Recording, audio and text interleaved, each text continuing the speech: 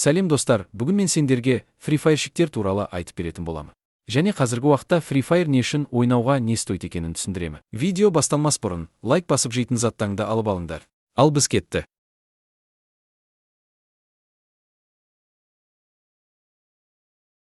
Қазір менің подписчиктерім айтуы мүмкін: Нури, неге Free Fire'ды жамандайсың? Сенде оны ойнағансың ғой де.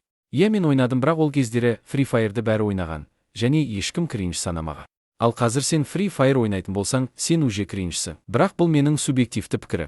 Free Fire'ге қазір кірсең, малолеткалар бірін-бірімен боқтасып жатады. Дегенмен көпке топырақ шашпаймын. Бәрі ондай емес болуы мүмкін. Бірақ сондай.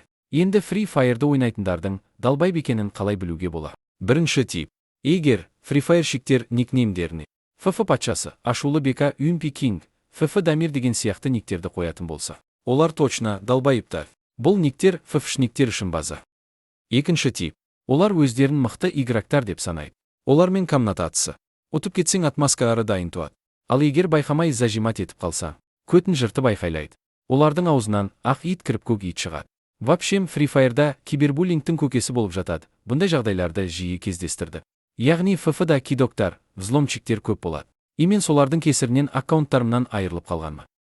Айтпақшы достар, өткенде YouTube'ты ақтарып жүріп бір ФФшник ютубер қызды көріп қалды. Атын ұмытып тұр.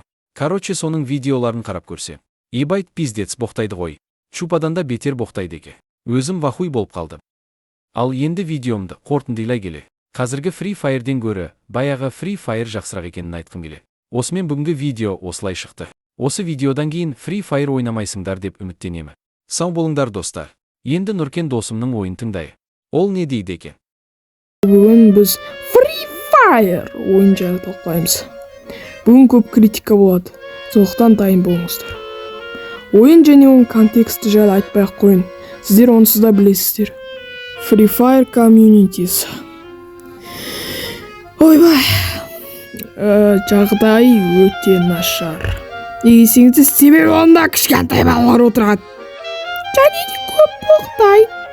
Я білем, бұл ойынның рейтингі 12+ болса да, кішкене тәрбие деген болу керек қой, боқтамай.